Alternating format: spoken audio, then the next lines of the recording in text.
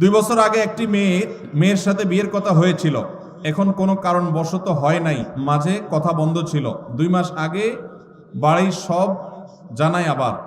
এখন ফ্যামিলি ভাবে কথা হয়, খোঁজ খবর নিয়ে আব্বা রাজি না এখন, কিন্তু মেয়ে নাকি আমাকে এখন খুব পছন্দ করে।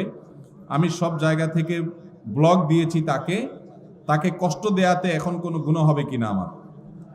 ভাইরা আমার, যদি কোনো কারোর সাথে বিয়ের আলাপ সালাপ হয়, কোনো কারণে পারিবারিকভাবে কোনো কারণে বিয়েটা আর হলো না, তাহলে তার সাথে পরবর্তীতে ইনবক্সে, মেসেঞ্জারে, হোয়াটসঅ্যাপে ইটিশ পিটিশ আলাপ করা যাবে না যাবে না? যদি করেন তাহলে সেটা হবে জেনা। সেটা হবে কি? জেনা। এখন যদি বলেন যে না, সে মেয়ে আমাকে ডিস্টার্ব করে, হাই হ্যালো জিজ্ঞাসা করে, আজের এক কথা জিজ্ঞাসা করে, তাহলে সোজা ব্লক মারবেন। সোজা কি মারবেন? আর এই ব্লক মারলে যদি মনে হয় যে না, তিনিও তো একজন মানুষ, তার মনে কষ্ট দিলে কি আল্লাহ খুশি হবে, তাহলে বুঝবেন যে সাক্ষাৎ শয়তান হাজির হয়ে গেছে। কি হাজির হয়ে গেছে? শয়তান হাজির হয়েছে। কারণ শয়তান আপনাকে মানবিক ভালো মানুষ বানানোর চেষ্টা করছে। আসলে এটা হলো নেক্সুরাতে ধোঁকা। আপনাকে আসলে শয়তান জেনার দিকে নিয়ে যেতে চায়। অন্যায় থেকে বাঁচার জন্য, হারাম থেকে বাঁচার জন্য যদি কাউকে আপনি ব্লক লিস্টে রাখেন, ইনশাআল্লাহ গুনাহ তো দূরের কথা, উল্টা সওয়াব হবে আল্লাহর কাছ থেকে।